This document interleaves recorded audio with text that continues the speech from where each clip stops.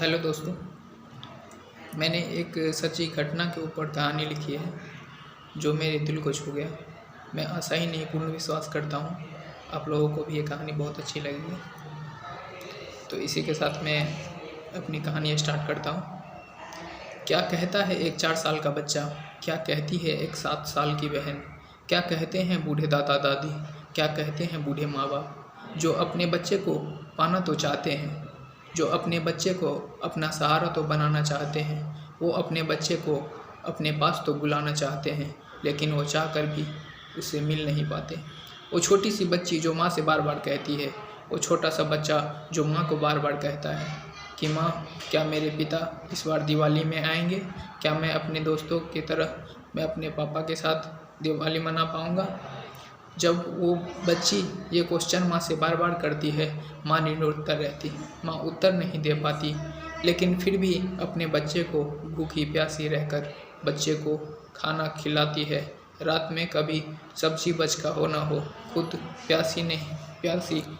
खुद खाना नहीं खाती, पानी पीकर सो जाती है, लेकिन फिर नई ऊर्जा के साथ एक नई सुबह अपने बच्चों के लिए लड़ती है।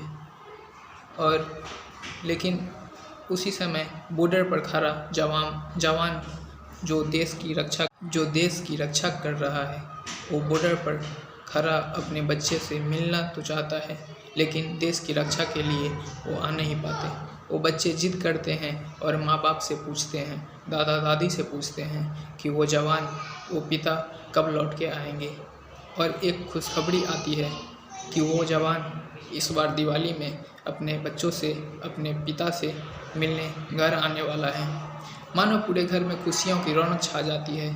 और ये कोई घटना नहीं, ये देहरादून की एक सच्ची कहानी है। ये 7 साल के उस बच्चे की कहानी है जो 4 साल से अपने पापा से मिल नहीं पा रहे थे। दिनों से अपने पिता से मिलना तो चाहते थे, लेकिन वो मिल नहीं पा रहे थे। लेकिन इस दिवाली में वो पिता आने वाला था और दिवाली से 2 दिन पहले फ़ोन आता है कि धनतेरस के दिन वो पिता इस बार दिवाली में अपने घर आने वाला है। मानो घर में खुशियों लग जाती है और वो दादा दादी के अंदर एक सकारात्मक ऊर्जा उत्पन्न हो जाती है। माँ भी अब दुल्हन की तरह सजने लगती है, जो अपने पति के इंतज़ार में बैठी थी। वो छोटे से भैया बहन, वो छोटे से बेटा बेटी छोटी सी उम्र में अपने पिता की उंगली तो पकड़ना चाहते थे, आज वो पिता के गले लगने के लिए लालायित है। लेकिन 2 दिन बीत जाते, वो पिता नहीं आते और अचानक रात को फ़ोन आता है। वो बूढ़े दादा दादी फ़ोन की ओर जाते हैं और तभी एक संदेश आता है। वो देश का जवान, वो जो घर आने वाला था, वो देश का वीर पुत्र जो इस दिवाली में अपने बच्चों से मिलना चाहता था, कुछ आतंकवादियों से लड़ते लड़ते देश की रक्षा के लिए शहीद हो गए। कुछ आतंकवादियों ने उन पे घात लगाकर हमला कर दिया, जिस वजह से 24 साल, 25 साल, 28 साल और 32 साल का तमाम वो जवान जो अपने घर जाना चाहता था, इस देश की रक्षा करते हुए शहीद हो गए। ये शब्द जब उस बूढ़े पिता के कानों में जाता है, ये शब्द जब उस माँ के हृदय में प्रवेश करता है, आप मानो या ना मानो, वो बूढ़े पिता जमीन पे गिर जाते हैं। वो माँ मूर्छित सी हो जाती है। कल तक जो दुल्हन की तरह सजी थी, वो बेहोश सी, अबला सी पड़ी रहती है। सुबह होती है, बच्चों को पता नहीं। वो दौड़ के उठते हैं और इस आस में रहते हैं कि आज सुबह उसके पिता से मुलाकात होने वाली है। वो लोगों की भीड़ देखते हैं, पिता से मुलाकात होगी।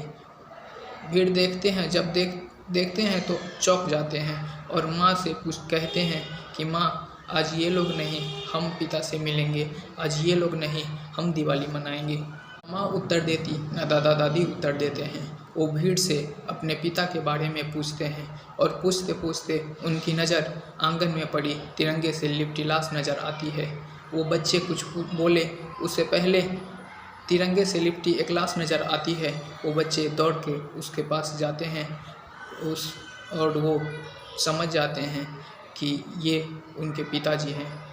फिर वो बच्चे तिरंगे से लिपटकर बेकल होकर रोने लगता है।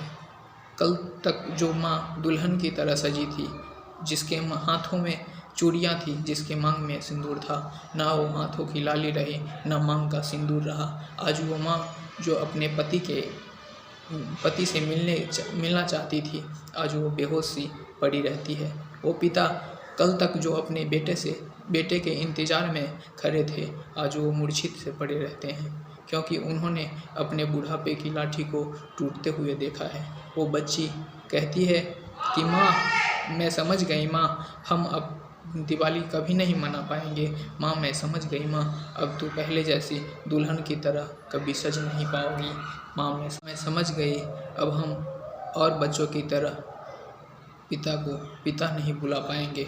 माँ, मैं समझ गई माँ, मैं अपने दोस्तों की तरह मैं अपने पापा को पापा नहीं कह पाऊँगा।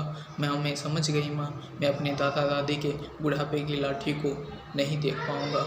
और तिरंगे की कसम खाते हैं, कहते हैं कि माँ, सौगंध है इस तिरंगे की, माँ, सौगंध है इस तिरंगे की, हम भैया बहन जो हमारे पिता ने नहीं किया वो हम करेंगे। सौगंध है माँ इन लाश की, जो काम हमारे पिता ने नहीं किया वो हम करेंगे। सौगंध है माँ दादा दादी की, इनके बुढ़ापे की लाठी हम बनेंगे। सौगंध है माँ तुम्हारे आँखों के आंसुओं की, फिर जीवन में ऐसा काम न करेंगे जिसकी वजह से तुम्हारे आँखों में आंसू आए। इसी के साथ मैं एक शेर अर्ज करना चाहूँगा दोस्तों, कि दिया बनूं तो पतंगा नसीब हो मुझको, दिया बनूं तो पतंगा नसीब हो मुझको, नहाना चाहूँ तो गंगा नसीब हो मुझको, मैं यूँ मरूँ, मेरी अंतिम ख्वाहिश इस तरह से पूरी करना मेरे खुदा, मैं यूँ मरूँ कि तिरंगा नसीब हो मुझको। जय हिंद, जय भारत। कहानी आपको कैसी लगी हमें कमेंट करके ज़रूर बताना दोस्तों। धन्यवाद।